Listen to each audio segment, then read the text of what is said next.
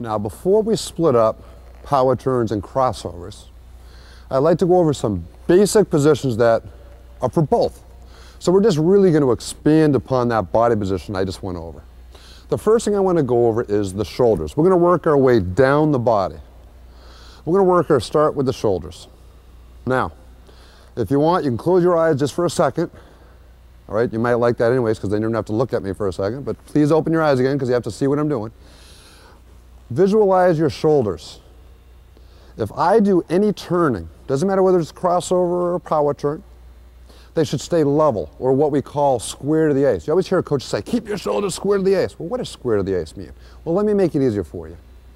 I've got a glass of water right here. Glass of water right there. It's almost like a table. It's like a level table. If I lean into the turn, I'm not as stable. Well, also, think about it. I just spilled all that water I'm holding on the table. I got to stay level. So again, when I go around these turns, try to keep your shoulders level. Level. Level. Now, working our way down the body, before I get to my knees, I actually get to that stick.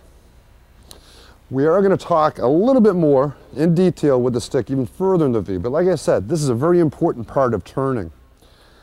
I like to use another thing. You always hear coaches say, lead with your stick. I've even said it in the videos. Let me make this easier for you to understand what I mean. The blade of this stick is a big, huge dog. Make believe it's a poodle. This is a leash.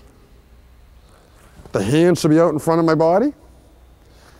This is what I mean by leading. And again, this is not Velcro hip. Remember, the dog is pulling me. That poodle is strong. All right, there's a little exaggeration, but look, I go through these and it's pulling me. Pull me, whoop. The dog is staying tight to these cones. But notice how the stick leads me.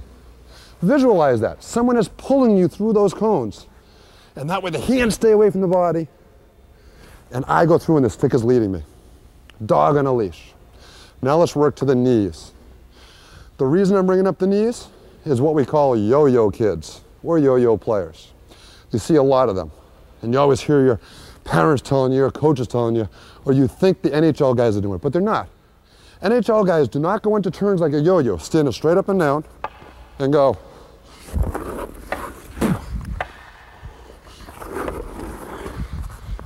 Every once in a while they might go up and down because that's someone's pushing on them.